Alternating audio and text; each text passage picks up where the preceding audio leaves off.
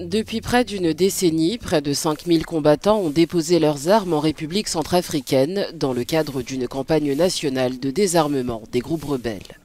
Malgré cela, d'anciens combattants et les experts du conflit soulignent les difficultés persistantes pour mettre fin au combat dans un pays où il existe peu d'autres opportunités de travail.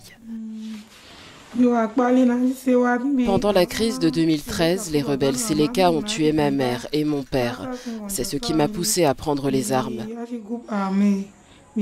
J'ai ainsi passé 4 ans dans la brousse et là-bas j'ai vu tellement d'atrocités.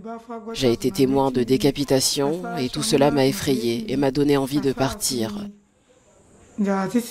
Aujourd'hui, je demande au gouvernement de nous venir en aide. Nous avons reçu tellement de formations, mais après, ce n'est pas facile de trouver du travail.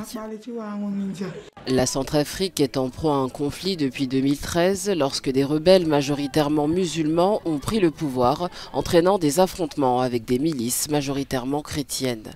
Malgré l'accord de paix de 2019, 6 des 14 groupes signataires l'ont depuis abandonné.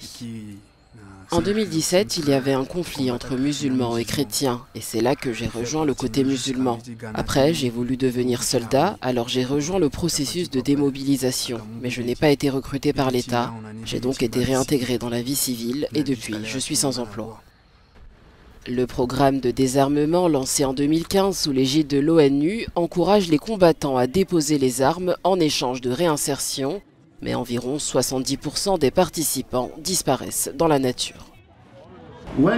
La plupart du temps, lorsque nous menons des campagnes de sensibilisation, nous parlons aux groupes armés.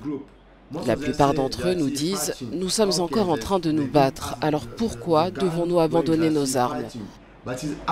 Et à ce moment-là, c'est à nous de leur faire comprendre les avantages de ce programme pacifique. En dépit de ces défis, les experts appellent à une approche plus holistique, offrant des alternatives durables au combat et s'attaquant aux racines profondes de l'instabilité dans le pays.